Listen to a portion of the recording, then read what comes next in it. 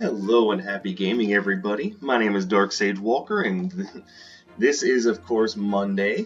And Monday means we do the theme run for the loser of the polls, which this week was determined more or less by me because I had to act as the tiebreaker. Now, that doesn't mean that this one's going to be any less interesting. It just means it's the one I was less interested in, which, again, I should apologize for being short of breath. I was basically doing a little bit of my morning workout routine before I got started, so yeah, just a tiny bit winded, so I apologize for that, but that will pass. So now let's get on to the important part. Today we're doing the Princess Peach run, which, again, it was a tiebreaker, so there were just as many of you interested in this run as you were in the Midna run. So now let's go ahead and explain some of the more interesting choices that I made here. Hold on. Also keep in mind this is being run in the morning. I've been awake for roughly 45 minutes, so there you go, there's that. Alright, so Princess Peach. There are probably two roles that you know Princess Peach in very well. One, constant damsel in distress. I don't know why they continue to put her as a damsel in distress, because the other half of the time she's a pretty competent partner and follower to Mario and the gang, being able to do just about all the same things that they can, albeit with a slower run speed and the ability to float. I don't know how to do anything with the ability to float in this game. There's no real way to do that. But if I were thinking about it, and trust me, I was, some of you would be thinking, well, what about Airborne Slam? Well, it's not really what one would call using the ability to float effectively, although it is a proper Mario Universe technique. No, and in this case, what I chose was all based upon slightly different properties, where not only was Princess Peach an effective like partner character, but she actually had quite a few moves of her own to use that were quite special in comparison to what the others were doing. So let's go ahead and go over this. Obviously, I started with the Spirit Robe. This is going to increase max health and healing received. I chose Tea of Mercy as my relic, mostly because I remember that goofy little scene in Super Smash Bros. Brawl where there's fighting going on around her and she's just kind of walking through the battlefield with a cup of tea, which is either to demonstrate her obliviousness or her confidence. I'm not entirely sure which one it is, but tea was very prominently displayed there. She had a cup of it with Sheik. It was funny, so Tea of Mercy it is. Plus it'll increase my max HP, and that'll be starting as soon as I need to get healed for the first time, so that'll be a nice little boost. On the front of the relics, by the way, I chose Spirit. I chose the Spirit Robe for two reasons. One is pink. Princess Peach wears a lot of pink. But two, and perhaps more importantly, in her RPG appearances, namely in Super Mario RPG, she is more or less the group's white mage. So healing is pretty high priority for her, so I used the robe that was most like that of what you would expect from someone who focuses on healing. Now, as far as the Arcana, Bouncing Blaze, this is a pretty popular choice for emulating Mario Universe characters, and it holds a lot of the same appeal here. It's just a nice long-range bouncing fireball, which is very reminiscent of Mario fireballs. Hence why I even call them the Mario fireballs. But Dark Sage, she never picked up a fire flower! Not true. In Super Mario 3D World, she can pick up all of the same power-ups that the boys can, including the Fire Flower. Now, the other option, of course, because of her main weapon, because of some of her main weapon choices in Super Mario RPG, would be like the Wind Slash, which would basically be the equivalent of her slapping people.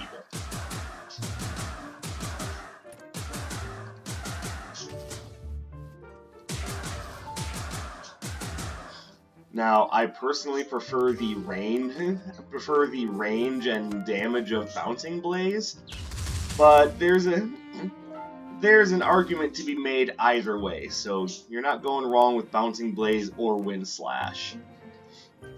The other one that's really easy to explain is Bouncing Surge.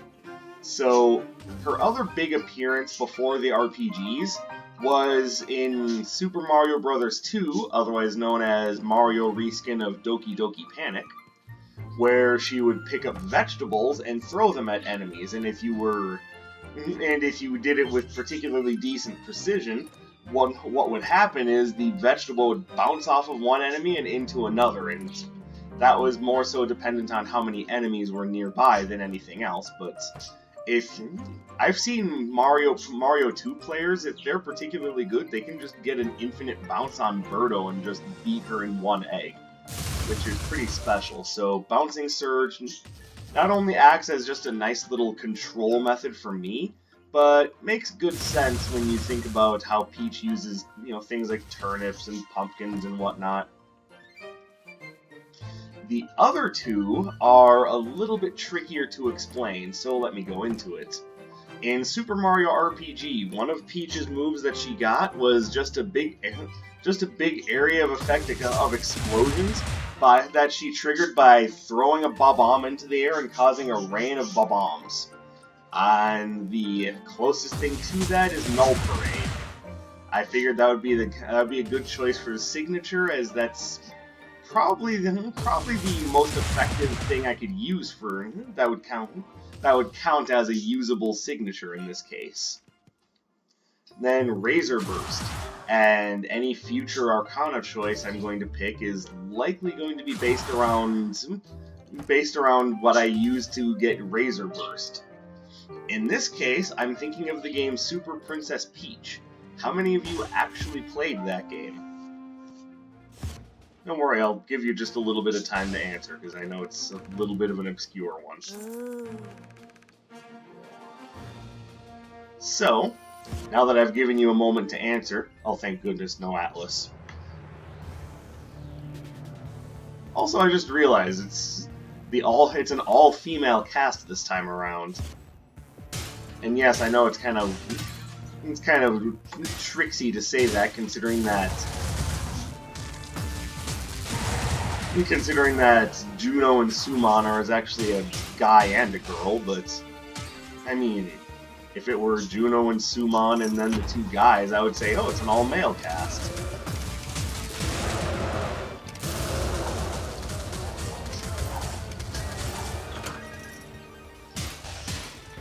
But in Super Princess Peach, you actually play the role of the, I don't want to say titular because it just sounds like I'm making a gag at Princess Peach. Oh, it's a woman! No. That's not necessarily what I'm getting at. But it is a role reversal in that instead of abducting Princess Peach, Bowser decides to get the drop on Mario and Luigi to try to get them out of the way. And Peach ends up being the one to have to save the day.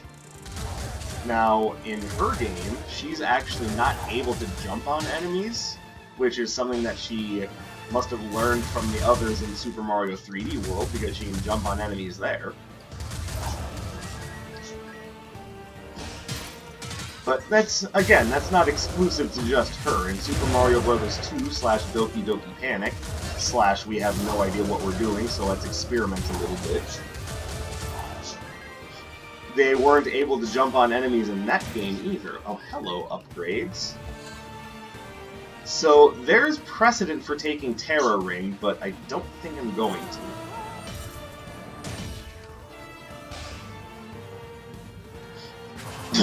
Oh, pardon me. Ow. Okay, out of the way. I mean, yeah, I more or less hit the guy I was aiming at. Totally.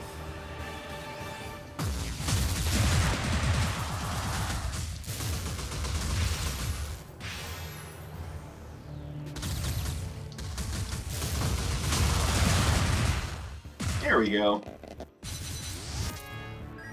Cardus Prime. I can't justify that with the Princess Peach build, so not taking it.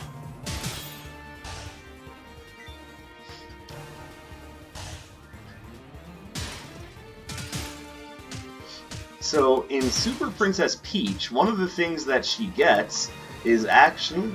So, the first thing that she gets, and she can't jump on enemies, is she gets an animated parasol companion that she uses as a weapon, as well as a means by which to help her float. Don't know why she needs that, as she was perfectly capable of doing that by herself without Perry's help in her other appearances, but okay. And she also doesn't need it in Mario 3D World, so I don't know why she needed it in Super Princess Peach, other than as the MacGuffin that states, hey, this is how combat works in this game. Which, I mean, I guess whatever. It's harmless enough. It's just a curiosity. Definitely take evening gloves.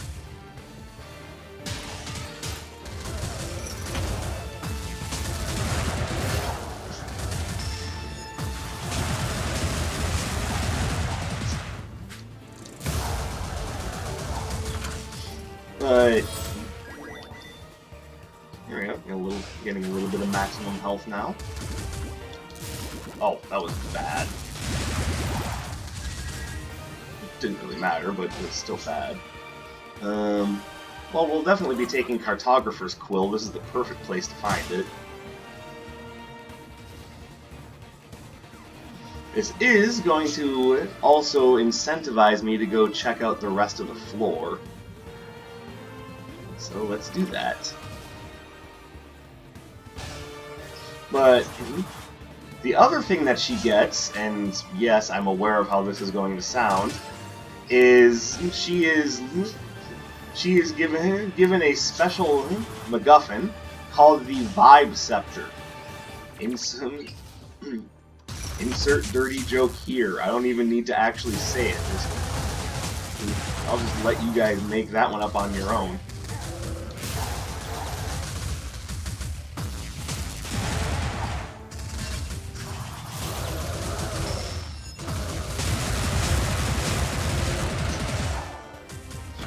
Beautiful. But the Vibe Scepter actually allows her a series of different abilities based upon which emotion you choose for her. So originally this was a Nintendo DS game, and the bottom screen was used as a sort of selector for which emotion you wanted to use, which was basically a series of special abilities that she got.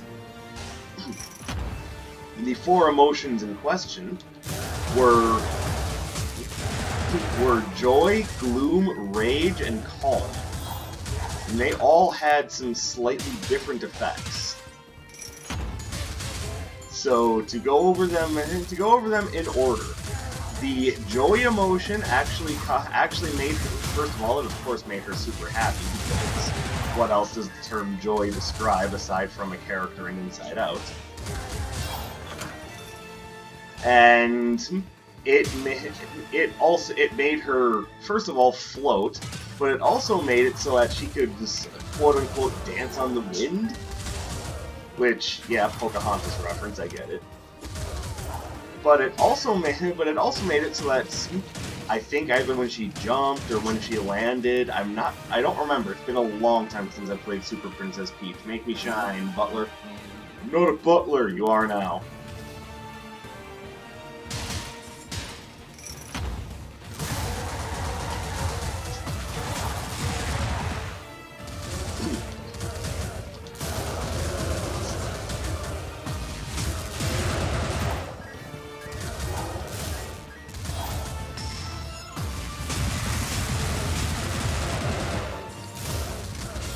There we go. Sorry, I'm trying to concentrate on not dying since I kind of let myself slip a little bit here.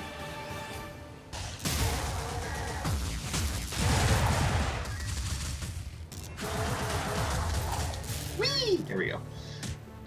But somehow or another, it also let her create little tornadoes that helped her like break past certain boundaries and unveil different secrets. So I based the Razor Burst choice on that. Now, as for other future choices, I know it's a little long-winded way for me to describe my thought process as to not only what I'm viewing to be allowable for this run, but also what I chose. You'll notice I'm very good at being long-winded. It's a particular talent of mine. But the other emotions, the one that's probably the hardest to come up with a designation for is calm. Because basically what that does is it takes the I don't know if it was called the emotion meter or the vibe meter. Again, giggity. Definitely take this. I wouldn't mind Roxel's pendulum either, but one step at a time.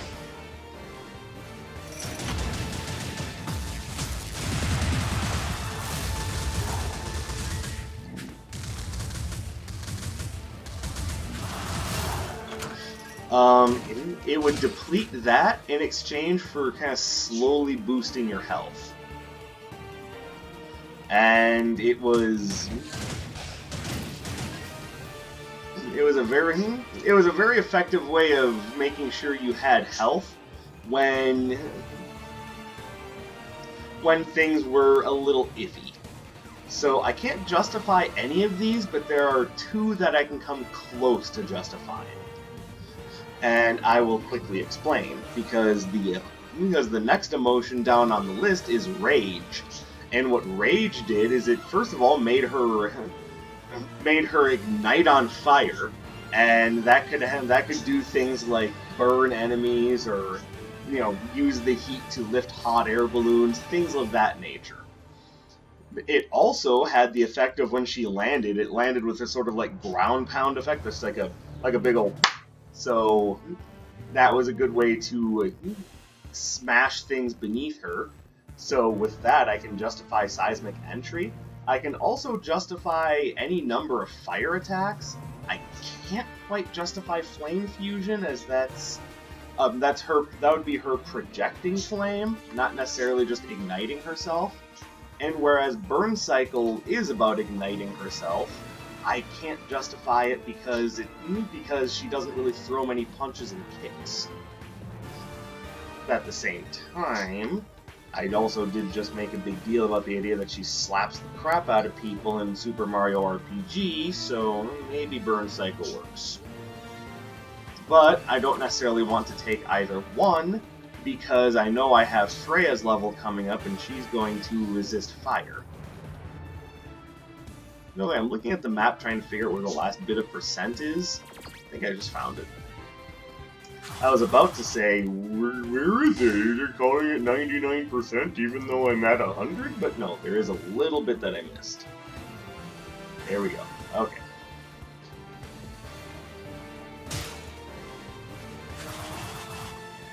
I guess even furthermore, not only is Freya coming up later, but so is Zeal, so stacking up on fire-based attacks just seems like a mistake.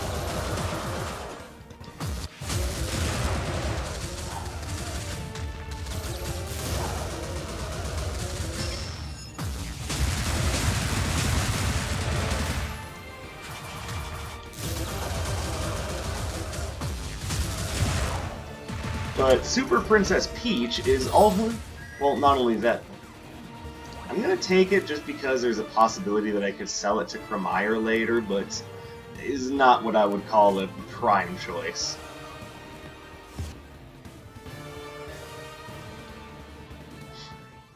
But Super Princess Peach and her appearances in games where she's allowed to be a strong character makes me wonder why Nintendo is falling back on the classic trope of her being the damsel in distress. She doesn't need to be the damsel in distress. And I guess part of it is probably because, oops. Pardon me. Oh, I must have used my dash. Oops.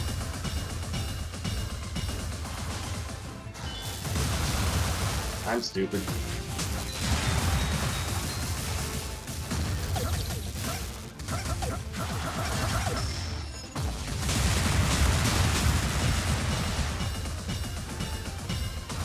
Oops. So, allow me to explain. I think part of it is because it's the classic role for her as the damsel in distress. But the other thing is because in those other appearances, she tends to be a little tomboyish. And as of late, they've been relegating the tomboyish princess role to Princess Daisy. And whereas that makes sense, it doesn't mean that Princess Peach needs to be weakened. And again, I don't necessarily think it's weakening, so to speak. I think it's more so, and yes, I'm aware that there's one more emotion that I haven't talked about from Super Princess Peach. I'll get there, but I'm making a point. The point is, they've done a lot to make Princess Peach an interesting character, and essentially relegating her to the classic damsel in distress because I guess Nintendo's being risk-averse right now. It doesn't make a lot of sense when they've done so many interesting things with the character, and all of them relegated to Nintendo's experimental phase. Which, I'm just going to say it right now, I think experimental Nintendo is the best Nintendo, because that gives us really, really cool and interesting games, if nothing else, narratively speaking, like Paper Mario: The Thousand Year Door, which I think Nintendo themselves criminally undervalued. That game is just amazing. They're really interesting characters. The battle system is both straightforward and really interesting. Like, I really genuinely love everything about Thousand Year Door. And even the interludes where you play as Princess Peach, who once again is occupying the damsel in distress role, but she's doing what she can to help herself get out of it. She's not just, oh, I have to wait for Mario. She's really doing her best to be self-sufficient. And I think that goes a long way. It proves that she's not just some weak girl, but a competent woman actually trying to get herself out of a bad situation. Which, to be fair, the best assets that she has are, her assets. Giggity. So, oftentimes, what ends up doing the job is her, let's just be fair, her charisma and feminine charm. And that's what ends up winning over the, computer, so to speak, that's watching her. That and probably a healthy dose of, I wonder what it's like in the future. The usual AI conundrum.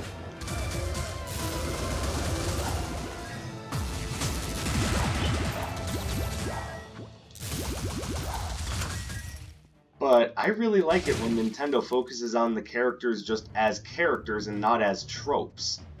And that extends, I believe I've already spoken about this a little bit in a previous theme run, but that extends to Bowser as well, who in these RPG games isn't necessarily just, I am Captain Brutus, watch me punch things. There's arcs to Bowser. Like in Mario RPG, it's obvious that he's feeling a sense of insecurity over losing his keep to friggin' Smithy. And that manifests itself in the idea that he's, really trying hard to take the Chaos Scanner for now. I'll probably come back for Yuffie Shaw as well. But I also want to see what relics are being sold. Not relics, Arcana. My linguistic problems for yesterday have seemingly carried over. I will give you this token of health. Renewing Potion Vial, you are the queen.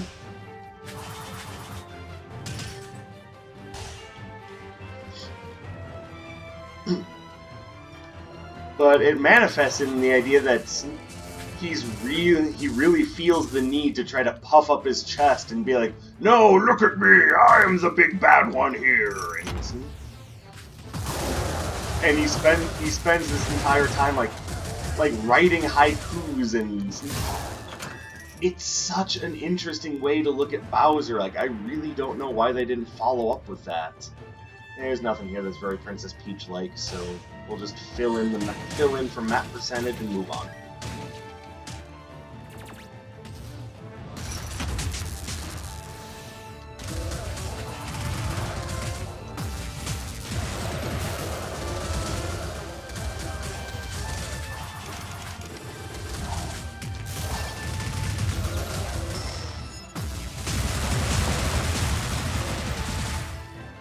Ow. Okay, you have a little bit more range than I thought. I guess the Prometheus school of running away from things is not the best way to avoid a spear coming for your butthole.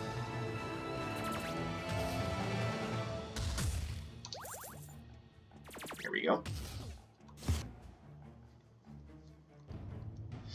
Now, that having been said, let me now backtrack a little bit, and we'll talk about the fourth emotion that Princess Peach gets access to, and that is gloom, or sadness. It was called gloom in the game, but let's be fair, it's sadness. And what that does is it makes her just sink into the depths of her soul, and she just starts crying harshly. Like, the cartoonish crying that creates, like, waterfalls of tears. But what that gives her access to is not only does it allow her to run faster, but it also allows her to use her tears as a source of water to do things like water plants, or in environmental cases, create ice that she can either slide on more effectively, or that she can use as platforms in some cases, which I might be getting that wrong. Like I said, my memory of the game is a little off, but I know for a fact that she creates ice to slide on with that ability. So there's any number of water-based abilities that I could pick up that would make sense for this. And I could even maybe justify Cardus Prime that way, but I'd also like to remind you that her ability to manifest ice is not something that she has naturally, but based upon the environment. So I can't really justify her using ice just regularly, because she doesn't have cryokinetic abilities. That is perhaps the most technical and dorky way I can think of to say she doesn't control ice.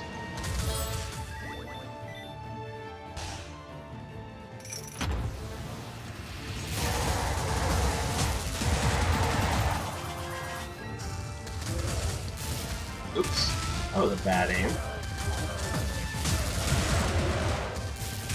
God, I suck.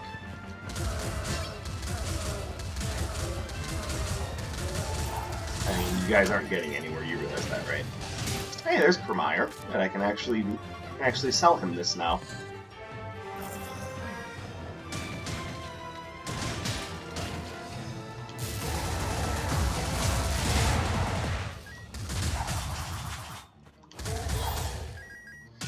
So, when you factor in what she can do in the RPGs where she's appeared, when you factor in the idea that she's just as capable with the power-ups as the boys are, if you considering Super Mario 3D World, if you factor in the idea that she has magic by, just most of her appearances show her using magic, so that's nothing special. But then Super Princess Peach really shows a lot of what she can do by putting her in the spotlight and giving her a brand new set of skills. Which again, I think that's well justified. And she's got to be more than just throwing turnips and floating. And indeed, they made her a lot more than that, and I think it's not only well-deserved, but very interesting.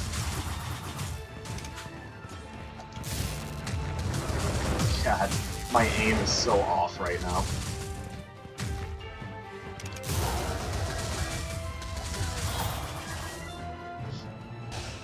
Can't act as though I've never made a mistake.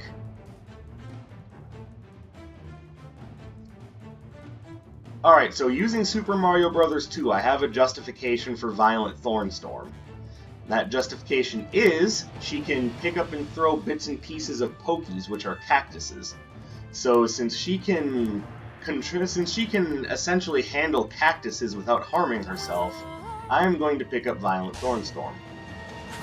And yes, it's going to be a slow charge, but I also think it's going to be worth it. Okay, she's throwing a lot of stuff, so Chaos Visor is a good idea. And that would make 2 theme runs in a row where I've used Chaos Visor. Lay's Drum. Does that make sense for her? I don't know. Kali's Flower Diadem makes sense, though. No way I'm going to be able to afford it, though.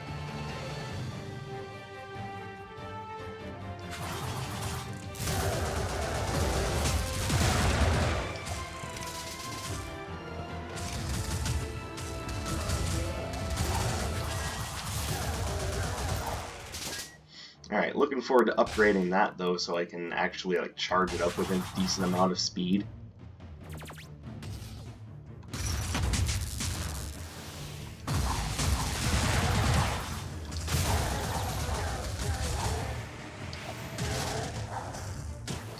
Ow.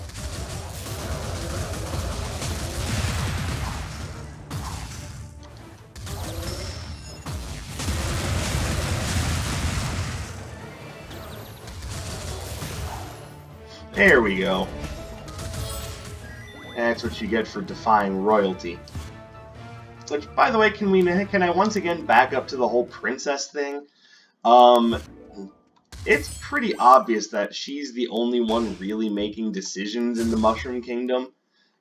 She calls herself a princess, but does anyone know what happened to the king or the queen of the Mushroom Kingdom? Like, did they just kind of disappear into the osmosis? Like, is there a king or queen of the Mushroom Kingdom? Is it just her? Because if it is just her as the one remaining member of the royal family, then let's make sure that we're all on the same page here. This woman is technically a queen. Does she not call herself that because it's a title that evokes the idea of having to take too much responsibility? Like, is she calling herself a princess just because it invokes youth and cuteness? And I went over that before with Midden, but I'm bringing it up here because by all rights, there should be someone other than Peach if she's calling herself princess. If that's her title, where is the rest of the royal family? And I know there's Toadsworth, but they kind of, shunt him off to the background. I can justify dynamic disarray Don't pay attention to my Elmer Fuddism. I can justify dynamic disarray the same way I justify bouncing surge.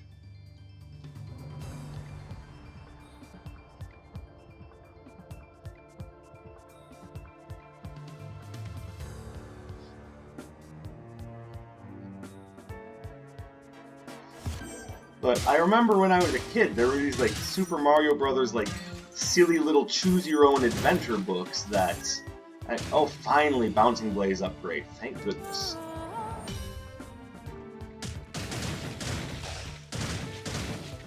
That actually did go into detail in the idea that, yeah, it's not just her. There is a king. There is an actual royal family. They're just not prominently shown in the game, but...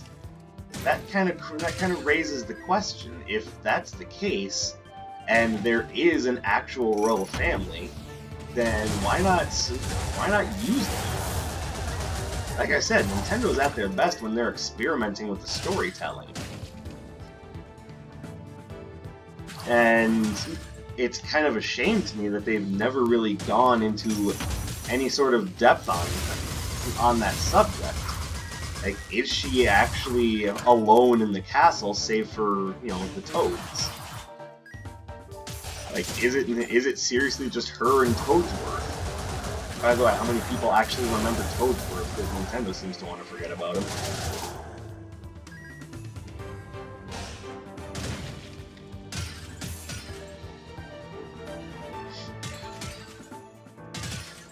The only reason I say that is because, he shows up in Super Mario Sunshine.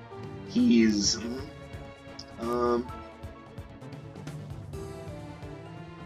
I might come back for the gyroscopic inkwell.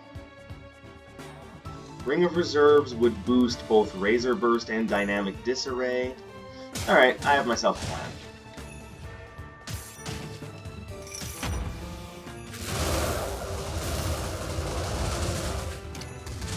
Yeah, take that.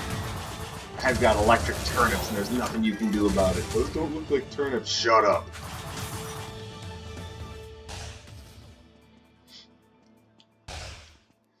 But then Toadsworth continued to appear in Paper Mario and Paper Mario the Thousand Year Door. But then what happened to it? Once again, it's like Nintendo's kind of reverted back to status quo with a lot of the characters. I don't know why they're so averse to using some of these more interesting characters that have been created for the Mario universe. Like, are they just embarrassed about Toadsworth? Do they think that he has no place in the kingdom? Like, I don't get it. He was Princess Peach's Chancellor. That's no small position within a royal court.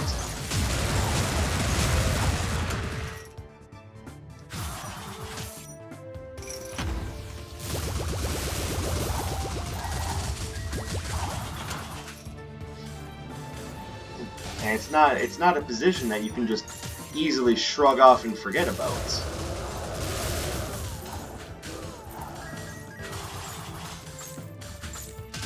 So it makes me wonder what happened to him.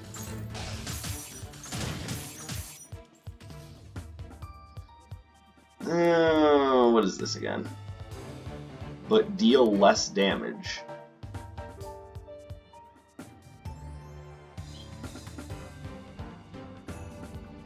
There's nothing there that I really think I want. And Strongman's Hammer just wouldn't really do much. I'm notoriously bad with these items. It's one thing when you have that mechanic of press forward into the attack with the right timing to parry it in fighting games. But in a game like this, where attacks come from all directions and it can be really difficult to know which direction is actually forward for the case of the attacks, pardon me. Then yeah, those items just throw me off. I'm not going to say that they're unreliable because other people can probably get them to work a lot better than I can. I'm just no good with them. That's really all there is to it. Also, yes, let's come back to the Ring of Reserves.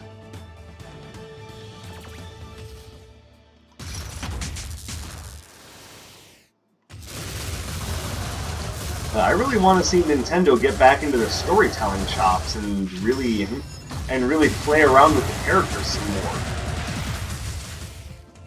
Like, like I've said this before, but I like it when they really play around with the ideas and, Bowser isn't necessarily the enemy. Either someone else comes along who's technically bigger and badder than Bowser, so he has to be a hero and, prove his worth, or he was just never a bad guy to begin with. The Mushroom Kingdom likes to crap on Bowser, but let's keep in mind, this isn't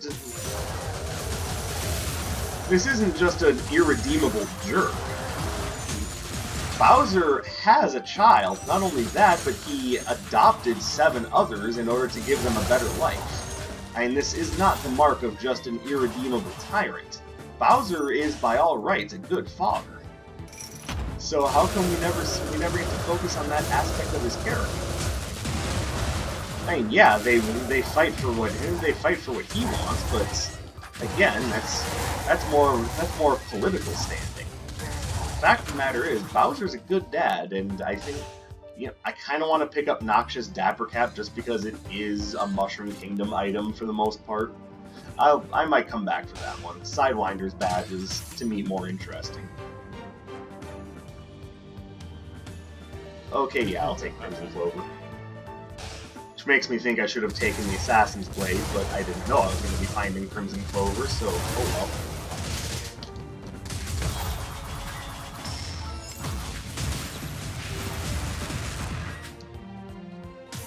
Once again, I need to think about dodging laterally.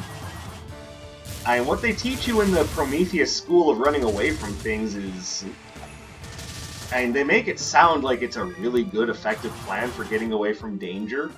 But, I mean, if you're running in the same direction as the danger is approaching you from, then... Or, yeah, I guess that's the right term.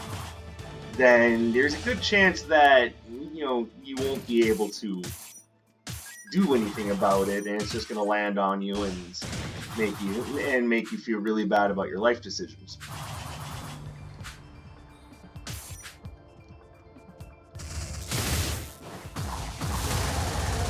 That didn't work out nearly as well as I would have liked.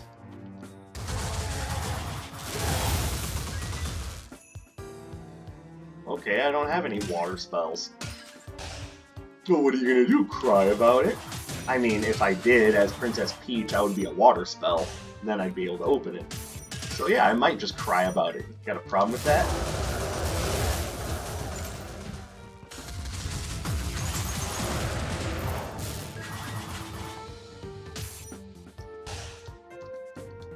Oh.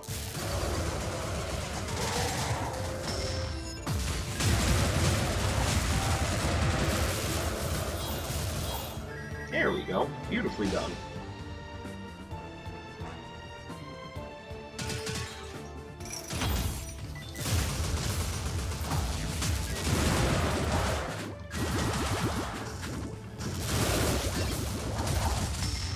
Rainbow bombs.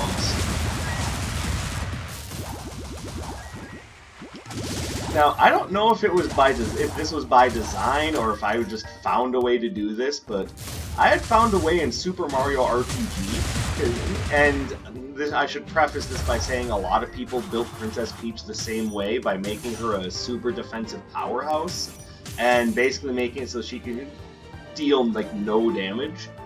But by doing so, they also made her essentially invincible, so what they had was, you know, Miss Heal Tank. Now, I don't know if I was the only one that discovered this, but I had found a way to make it so that she was actually one of the most offensively powerful characters in the game. Like, I don't just mean like, you know, she does good damage. I mean she's doing more damage than Bowser. Like, that to me is enough reason to say, yeah, Peach is capable. Why can we not have more games with her being a competent character? Come on, Nintendo, remember the 1,000-year door. You made her interesting, competent, and special there. It's almost like Nintendo wants to turn their back on the 1,000-year door, which I think is a shame. I don't know why they're doing that. But if I had to take a guess, probably just due to corporate risk aversion. They're just doing what they can to maximize their profits, especially during this time where profits are hard to come across, thanks to the Lurgy. That was the wrong spell. I should have used Dynamic Disarray. There's the Violent Thornstorm upgrade that I can't buy. Also, because of what I said about her rage vibe, I know, it sounds funny, but either of these spells would be justifiable as well. I just chose to go with Bouncing Blaze.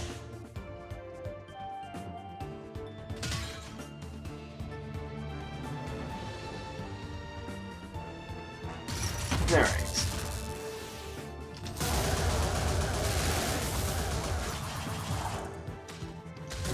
Okay, gotta get rid of the Archer first, which the game is not going to allow me to do because, you know, how dare I come in here with a strategy? I should just let myself get beat in the face.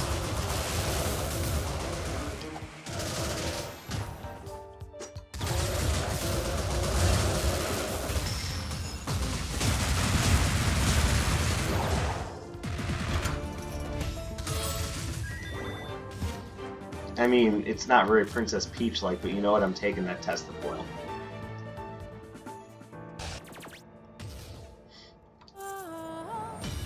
If for no other reason than it's going to help the Freya fight go faster.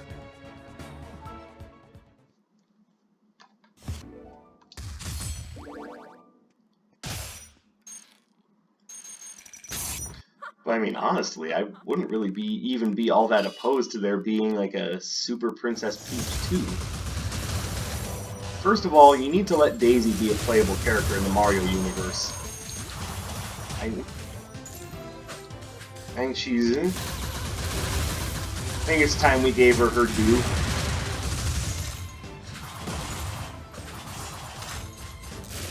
And you always remember Daisy when it comes time to have playable characters for a spin-off.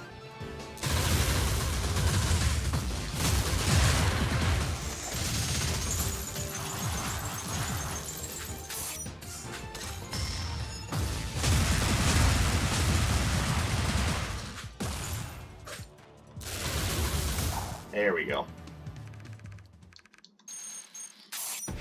But also, you did make her a playable character in Smash Ultimate, so... I mean, there's really no putting that genie back in that bottle. We have to start acknowledging Princess Daisy.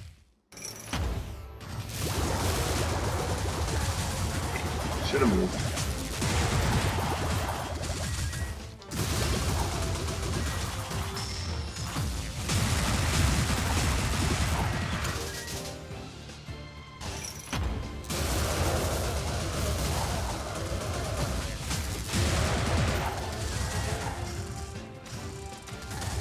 Why are you still up? No, go away.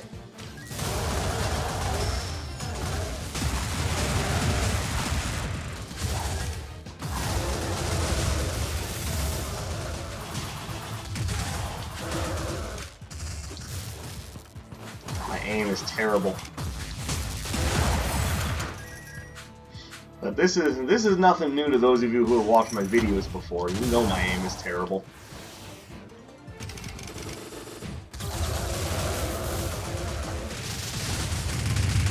Ow.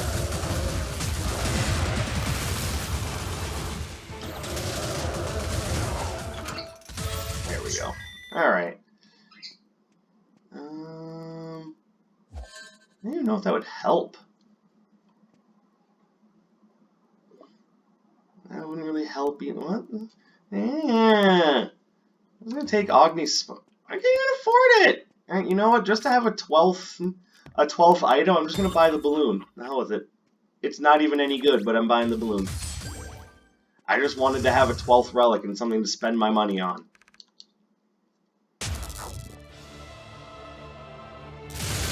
But be real honest, how many of you would be interested in the Super Princess Peach 2?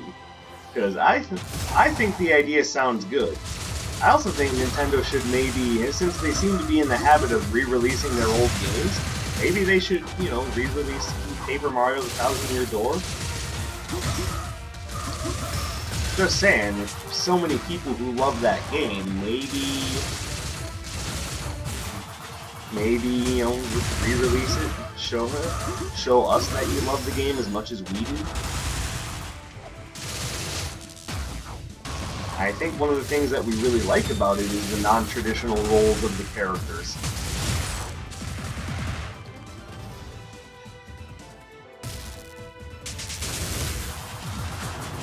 And again, you can remember characters like Daisy and Birdo for spin-off, but you can't do anything with them that's more canon?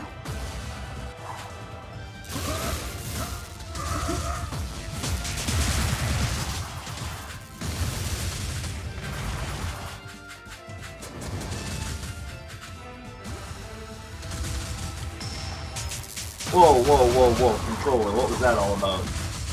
I know you don't like me very much, and, you know, the feeling is a little mutual at the moment, but...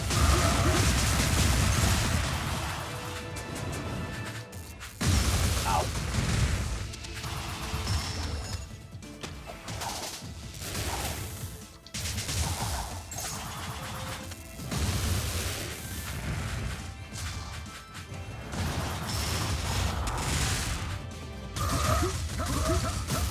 Doesn't mean you can just do what you want and just aim my attacks in any old direction you feel like.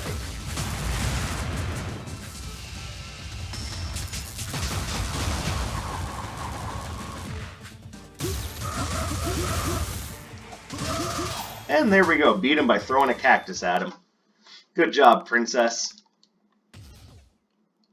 I'm not a princess, you are now.